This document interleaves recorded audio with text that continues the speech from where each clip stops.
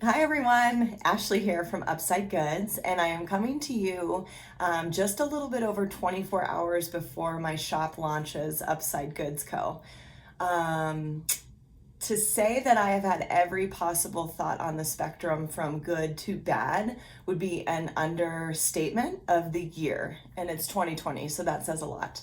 Um, I am launching tomorrow at noon, and I'm super, super, super excited, but also just so nervous and feeling very vulnerable because it's definitely a time where I've been working on these candles for 6 months and I'm going to be sharing them with friends and family and complete strangers, hopefully, if marketing does me well.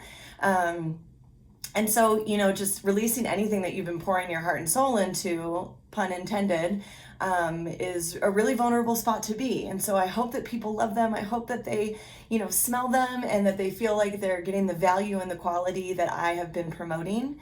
And so I went on a quick run this morning and I was like, I gotta film this video because I feel like I'm just like in all of the feelings right now and I should share this because there's three things that I feel like when I compartmentalize them that I feel like have really set me up well for this moment. There's a handful of things that I wish I wouldn't have done, but three things that I definitely feel like have set me up for success. And I wanted to share them with you guys while I'm in the moment before I forget or before I look back on it and I make things seem easier than they were. So I'm so excited to share them with you today. So, all right, here we go.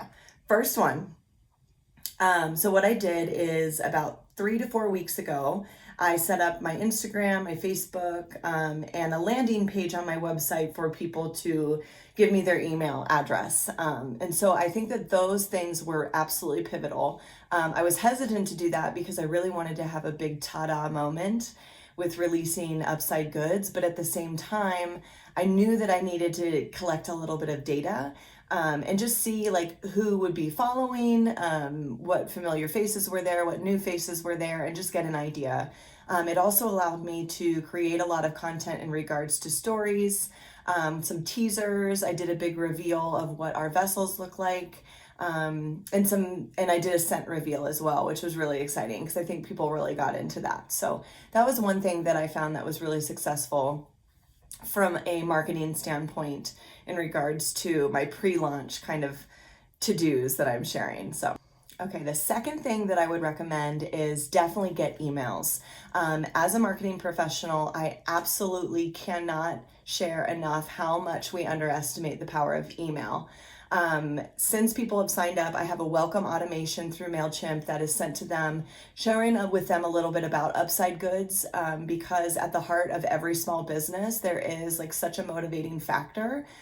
For me, it's giving back to mental health organizations. So I wanted to just share why them purchasing local and from a small business is important, but also why Upside Goods is what it is. So I was able to share a little bit about the journey of the brand. And it's been really helpful. And I'm able to do a countdown. So, like, I have an email going out today. Mark your calendars for tomorrow. Don't forget at noon, the shop goes live. And then tomorrow, I'll send a reminder email. Noon, shop is live. And then it's just a really nice way for me to communicate with those who have already vested in my business. Okay, the third thing that I recommend actually was the most pivotal for me in regards to feedback. I was in this kind of limbo of I've been shelling out all of this money to get inventory, to get product through testing. That's a whole other video. But I was giving all this money just like to the startup and I was stressed out about it and I didn't really have any actual feedback. So what I did from advice of a friend was I put on Instagram stories to the following that had already invested in what I was doing. The opportunity for the first 10 people to select from one of three of my 6 starting lineup of candles for scent wise. And the first 10 people, they would get a discounted price. So it covered the cost of my candles. And within about an hour and a half, I had all 10 candles filled. And I put them in little paper bags and it had to be local to me. And the next day I dropped them all off and the exchange is that they got a discounted price. They got first access, but then in return, they would have to fill out a survey for me. So I put a survey together through MailChimp, which I will share with you guys the link below, just so you can see what questions I asked. And it was super super, super helpful and informative for me. One of the strongest candles that I was smelling actually ended up being one of the weakest candles as far as hot throw for some of the people that picked that one. And so that was really telling.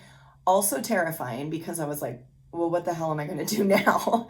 But it was something that I went back and reworked. So I add a little bit more of fragrance load within it.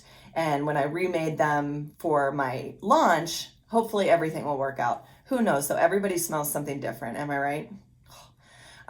So those are the three things that really, really helped me so far and hopefully set me up for success. Now, again, I'm bringing you this video 24 hours before my launch, so we'll see how successful that goes. I'm very nervous. I'm trying to suppress the catastrophic thoughts in my mind, but I really wanted to share that when I'm in the thick of this experience that I'm having before I forget, or it's out of sight, out of mind.